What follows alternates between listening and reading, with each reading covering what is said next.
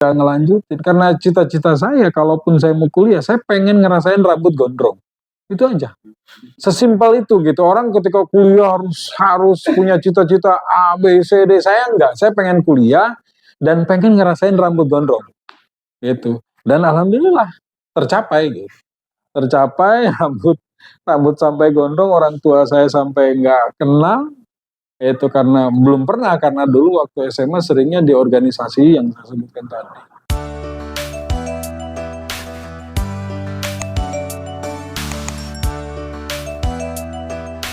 Hari ini kedatangan tamu yang sangat luar biasa. Podcast pertama Bang Fatah. Hari ini jadi kita podcastnya akan sharing tentang kehidupan Bang Ade Nurfiatna. Beliau adalah senior saya di organisasi. Jadi kita akan membahas tentang pengalaman beliau dari SMA sampai ke perguruan tinggi hingga bisa sukses hari ini menjadi seorang ketua STI Karisma Sukabumi. Oke, Bang, boleh ceritain dulu Bang bagaimana ketika Abang waktu SMA? Sebenarnya kalau cerita tentang perjalanan hidup, saya tidak lepas dari organisasi. Di sekolah SMP ataupun di Sanawiyah saya sudah menjadi ketua OSIS. Itu memang semua ini berjalan ya begitu aja, mengalir tanpa ada desain politik atau apapun yang kebetulan pada saat itu dianggapnya saya bisa menjadi pemimpin atau jadi leader gitu. Mungkin karena sifat saya yang supel, karakter saya yang dianggap mereka bisa masuk ke teman-teman yang lain, teman-teman misalkan santri atau teman-teman yang biasanya pesantren itu dengan teman-teman yang tidak pesantren gitu. Ya karena faktor itu mungkin saya bisa berkomunikasi dengan mereka dan dianggap itu mampu untuk menjadi leader buat mereka, pemimpin buat mereka. Itu dari Sanawiyah, lalu di SLTA di MAN 1 Bogor, saya juga kebetulan dipercaya menjadi ketua OSIS tapi di wakil ketua 2. Wakil ketua satunya adalah Kang Rizal dan dia juga kuliah sama di IAIN, cuma dia di Jakarta dan dibesarkan di organisasi yang sama di HMI itu. Berarti itu tahun berapa Bang? Saya di SMA itu berarti 93 ya, 93 di SMA ya lulus 92, 93, lulus 95 gitu, 95 dan pada saat itu saya juga lagi-lagi dipercaya di organisasi di Intra dan di Ekstra saya aktif di PMR dan kebetulan jadi lagi-lagi jadi leader, jadi ketuanya. Namanya kalau dulu kalau Pramuka ada DKA Dewan Kerja Ambalan, sementara di PMR itu ada namanya DKU Dewan Kerja Unit dan saya jadi ketua lagi. Alhamdulillah. Jadi memang orang itu dari dulu mungkin sudah melihat gaya kepemimpinan ketua hari ini sehingga mereka percaya bahwa seorang Bang Ade itu mampu menjadi seorang pemimpin dalam suatu organisasi. Nah dulu bisa nggak diceritain nggak Bang awal masuk perguruan tinggi itu bagaimana? Kan dulu ceritanya Abang itu cuma nganter, tapi malah Abang yang lolos itu gimana ceritanya? Jadi gini, saya 95 itu keluar dari Alia, dari MAN 1 Bogor, lalu saya mendaftar di AKIP, Akademi Ilmu Pemerintahan, dan lolos, tapi saya tidak lanjut gitu. Dari situ saya karena tidak kuliah, nganggur, saya ngajar, karena saya anggota Paskibra juga, saya ngajar Paskibra di MAN 1 sebagai alumni di PMR, ngajar PMR, ya teman-teman organisasi.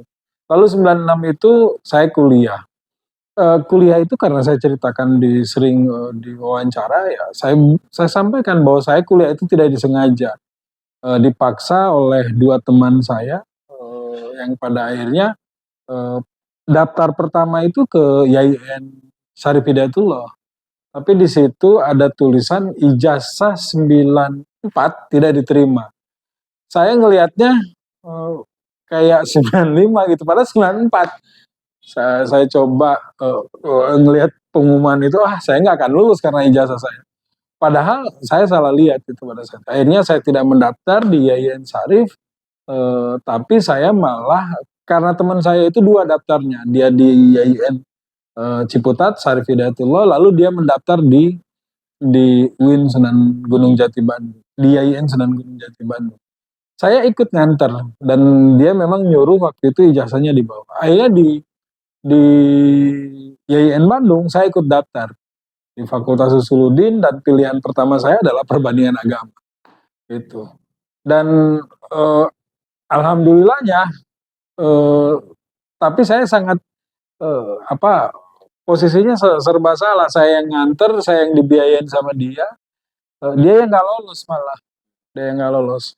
Dan kalau saya ngomong sama teman saya itu, kalau boleh ditukar, ya biar saya kasih, saya bilang. Karena saya membacanya, saya kuliah gimana? Keuangan orang tua juga nggak sangat tidak memungkinkan saya kuliah gitu. Tapi teman saya bilang, ya sudah kuliah, itu adalah rezeki kamu. Ya akhirnya saya yang kuliah.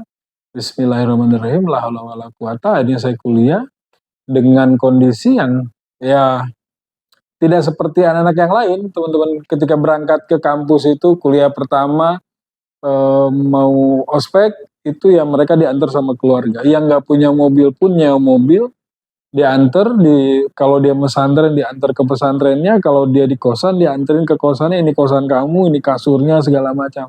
Sementara saya harus berangkat malam hari jam 1 pagi, saya berangkat dari Bogor dan pakai tas naik gunung itu, dan saya hanya dibekali sama kakak saya itu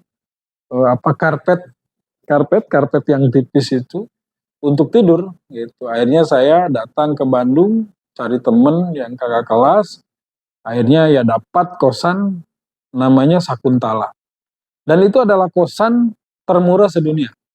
Kenapa saya katakan termurah?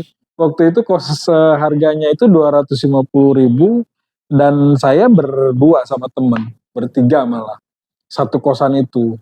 Kita baru kenalan di jalan lagi ngopi, akhirnya cari, dan kebetulan di Sakuntala itu kosan yang semuanya mahasiswanya Usuluddin, hampir banyak, mayoritas itu Usuluddin.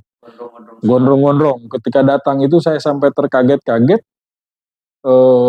karena ya saya tidak terbiasa. Pas saya lihat kok begini gitu, YIN tuh begini. Ya ternyata setelah saya tanya hampir semuanya adalah fakultas Usuluddin di jurusan perbandingan agama dan filsafat. Dan mereka kalaupun seperti itu ternyata semuanya basic pesantren. 6 tahun, 8 tahun, luar biasa. Karena memang ya tradisi di Fakultas Usuluddin rata-rata masih gondrong. Itu saja sih. Jadi dulu abang itu kan bukan dari orang yang punya, kuliah juga nggak disengaja. Nah, apa yang membuat abang itu niat kuliah itu tekadnya kuat, gitu kan? Sedangkan abang itu bukan dari keluarga yang mampu, gitu kan? Tadi saya cerita di 995 itu saya mendaftar di AKIP. AKIP itu ya sekolah kedinasan, yang artinya itu gratis, dibayar oleh pemerintah. Setelah itu lulus dari situ kita disiapkan menjadi kepala sipir atau kerja di lapas gitu. Itu yang saya yang orang tua saya inginkan karena tidak ada uang, dan saya lolos di situ. Akhirnya saya melanjutkan itu. Ketika ditanya, kamu kenapa nggak ngelanjutin? Karena cita-cita saya, kalaupun saya mau kuliah, saya pengen ngerasain rambut gondrong. Itu aja. Sesimpel itu gitu. Orang ketika kuliah harus punya cita-cita A, B, C, D. Saya enggak. Saya pengen kuliah dan pengen ngerasain rambut gondrong. Gitu. Dan alhamdulillah tercapai gitu. Tercapai, rambut sampai gondrong, orang tua saya sampai nggak kenal. Itu karena belum pernah, karena dulu waktu SMA seringnya di organisasi yang saya sebutkan tadi. Jadi ya ternyata setelah berjalannya kuliah, ya tadi itu ya saya dulu tidak transfer, nggak ada transfer dulu. Dulu kalau Wesel itu dikirim pakai Wesel, dan saya hampir saya cek satu persatu teman-teman CIN, saya pastikan. Kenapa CIN? Karena saya tahu teman-teman saya kalau mau ngambil Wesel itu rata-rata di angka 250 ke 200 sampai jutaan gitu. Saya 50.000 sebulan. Saya 50.000 sebulan, dan orang tua saya nggak mau tahu. Pokoknya mana kudu cukup itu 50.000. Sedangkan saya perokok. Akhirnya ya perjalanan pahit itu pun saya lalui. Saya lalui, dan ternyata hidup kalau sudah dilewati biasa aja. Gitu. Berarti mentalnya memang sudah mental baja dari dulu. Ya, karena memang berterima kasih pada keadaan sesungguhnya, bahwa ketika kita dihadapkan pada situasi yang tidak menguntungkan, justru di situ kita semakin dewasa. Jadi hari ini saya berterima kasih pada orang-orang yang menganggap saya tidak punya apa-apa, lu bisa apa, ke orang tua lu juga bukan siapa-siapa. Itu pada akhirnya jadi spirit buat pribadi bahwa saya bisa menyelesaikan kuliah gitu. Dan alhamdulillah saya kuliah selesai selama 4 tahun di YIN, di Fakultas Usuluddin. Dan di Usuluddin pun saya menjadi lagi-lagi saya menjadi pengurus di SMF, namanya dulu ada. Jadi ada namanya HMJ, pilihan masa jurusan, lalu naik ke fakultas, namanya SMF. Setelah itu ada Senat Mahasiswa Institut. Dan karir saya pertama adalah di SMF, Senat Mahasiswa Fakultas. Dan saya jadi sekretaris. Sekretaris selama 1 semester. Waktu itu kebetulan ketuanya Kang Hotimi Bahri, dia mencalonkan diri jadi ketua cabang di cabang Soreang, HMI cabang Soreang, dan dia menang. Di aturan di organisasi tidak boleh rangkap jabatan, memilih ekstra atau intra. Akhirnya beliau mengundurkan diri dan saya menjadi ketua SMF. Dan ketua SMF terakhir, di aturan tidak boleh ada Senat Mahasiswa Fakultas yang mulai lahir Ladema di nomenklatur pemerintah pada saat itu. Jadi saya adalah ketua Senat Mahasiswa Fakultas terakhir, dan mengantarkan ke Dema, dan bentuknya adalah bukan komisioner ya. Kalau di KPU Bawaslu penyebutannya ya komisioner. Tapi kalau saya lupa istilahnya itu. Jadi satu fakultas, satu orang, dan itu yang mengantarkan 5 fakultas ini, 5 orang ini yang mengantarkan jadi Dema itu. Jadi hari ini kan Abang sebagai ketua STI Karisma. Ketika Abang dulu berangkat dari orang yang tadinya bukan siapa-siapa, ada nasihat nggak buat mahasiswa hari ini ketika menghadapi posisi yang sulit itu harus apa? Oke. Sebenarnya satu, jadi saya melihat bahwa anak-anak hari ini, terutama di yang Gen Z ya hari ini, atau anak muda hari ini, karena mereka pengaruh media sosial semuanya, maka style, gaya hidup, termasuk pandangan hidup mereka seperti apa, itu mereka bisa lihat dari itu semua. Nah, sementara kalau orang dulu kayak saya, ya waktu itu internet belum berkembang, kalau mau nyari tentang buku segala macam harus ke perpustakaan, semuanya prosesnya seperti itu. Saya hanya bisa berpesan pada teman-teman yang hari ini, anak-anak muda, bahwa ya memang ada masanya semuanya, ada masanya. Dan hari ini teman-teman yang anak-anak muda hari ini tidak ada alasan untuk bodoh. Kenapa saya katakan? Kalau misalkan mereka persoalannya adalah keuangan ketika kuliah, maka ya tinggal dia coba buka di internet, ya banyak peluang-peluang beasiswa itu. Nah, sementara di zaman saya ada, tapi informasinya nggak di tangan gitu. Kalau hari ini kan handphone, Anda mau baca tentang situasi dunia itu informasi di genggaman tangan. Kalau dulu kan enggak. Jadi kalau kita tidak baca koran atau misalkan nanya teman informasi dari mana, itu rada sulit. Itu hanya koran yang bisa kita baca. Misalkan beasiswa Super Semar dulu, terus beasiswa Jarum Super, terus Gudang Garam juga ada. Itu beasiswa-beasiswa yang di zaman saya pada saat itu. Sampai terakhir di reformasi itu ada beasiswa kerja, bahasa di Kemenagnya. Dan ya saya pikir satu, mereka teman-teman anak-anak muda hari ini harus bisa bagaimana dia menangkap peluang sesungguhnya. Peluang bagaimana dia bisa berkreasi. Karena di fase ini memungkinkan orang yang tadinya bukan siapa-siapa bisa jadi siapa-siapa dengan cepat, dengan instan. Itu bedanya. Kenapa? Contoh misalkan ada penyanyi dari kampung, ketika dia punya suara emas, lalu ketika masuk di YouTube dia sebar, lalu banyak pengikutnya, followernya, lalu mereka jadi trending topik, ngetop lah. Atau hal-hal itu kalau nyanyi termasuk ini. Ada yang hal-hal yang sederhana lah, bahasa-bahasa misalkan apa anak muda terus jadi ngetop bercanda atau apalah, atau yang kayak gitulah kan. Padahal di track ya viral, di track siapa sebenarnya yang pertama, dan itu menjadikan orang menjadi ngetop gitu, dan gampang sekali gitu. Tapi ya karena prosesnya gampang, maka jatuhnya pun gampang. Berbeda dengan orang-orang dulu dengan proses di bawah. Saya berpesan sama anak muda, kalau ingin sukses ya baca biografi orang itu, baca biografi orang sukses.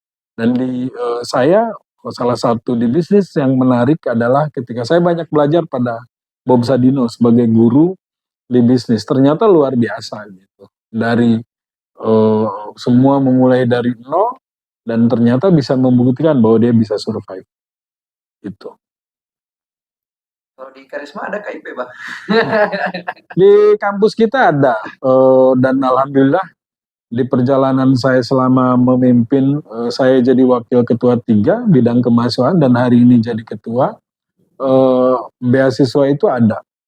Satu beasiswa KIP yang ini dikeluarkan oleh pemerintah dari dana 20% pendidikan itu, dan pemerintah peduli terhadap pendidikan. Lalu ada beasiswa Baznas, dan itu juga dari dulu sudah ada, alhamdulillah. Baznas peduli pada masyarakat, dan yang terakhir adalah yang dari Jawa Barat itu apa? JPLS, Jabar Future itu. Dan alhamdulillah kampus kita yang memang tidak besar dibanding dengan kampus-kampus yang lain, tapi saya bisa mengatakan bahwa kampus kecil ini bukan berarti tidak kaya dengan ide-ide besar. Salah satu contoh misalkan ketika mahasiswa kita ikut kejuaraan dan selalu mendapatkan juara gitu, juara berapa, misalkan ada lomba memanah, terus ada baca kitab kuning dulu, Kang Bilal, alhamdulillah. Terus Kang Sule waktu itu lomba di KPU tentang pemilu, dan kita bisa mengalahkan perguruan tinggi yang memang jurusannya. Kita kan sekolah tinggi agama Islam, secara keilmuan kita tidak nyambung gitu. Tapi alhamdulillah karena mereka di organisasi, mereka sering baca, literasi mereka juga lumayan, pada akhirnya bisa bersaing dengan mereka gitu. Teman-teman yang mau kuliah di STI Karisma Curug Sukabumi ini terdapat 2 prodi PAI, pendidikan agama Islam, pendidikan guru madrasah ibtidaiyah, tapi kita juga katanya akan ada prodi baru. Ya, kita sedang pengajuan dan sudah kita ajukan. Itu ada prodi 1 ekonomi syariah, keduanya adalah Komunikasi Penyiaran Islam dan PG PIAUD. Dan akreditasi kita di Prodi PAI itu baik sekali. Dan besok di tanggal 11-12 kita akreditasi PGMI. Dan kampus ini akreditasi institusinya sudah selesai. Dan pertama kita akreditasi institusi. Ketika kemarin di berita ada banyak kampus yang mau ditutup, salah satu diantaranya adalah kampus-kampus yang tidak merawat prodi-prodinya dan akreditasi institusi. Dan alhamdulillah STK Risma karena perjuangan kita panjang dan memang kita peduli atas regulasi yang digulirkan oleh pemerintah, dalam hal ini Kemenag, ketika ada aturan langsung kita taati. Dan alhamdulillah hasilnya hari ini, ketika orang sibuk hari ini akreditasi, kita cukup bisa santai, bisa melakukan banyak hal untuk kampus ini. Jadi saya pastikan Anda yang kuliah di kampus STK Risma, akreditasinya baik sekali. Dan bisa dicek, hari ini mudah kalau ingin mengecek tentang status perguruan tinggi, di handphone Anda bisa, ataupun Anda buka di laptop Anda status perguruan tinggi ini. Baik, dari kita sharing season malam ini kita sudahi. Sampai ketemu di channel YouTube Kang Patah untuk sharing season minggu depan atau episode-episode selanjutnya. Terima kasih Ketua. Siap. Dari Topik Hidayah. Wassalamualaikum warahmatullahi wabarakatuh.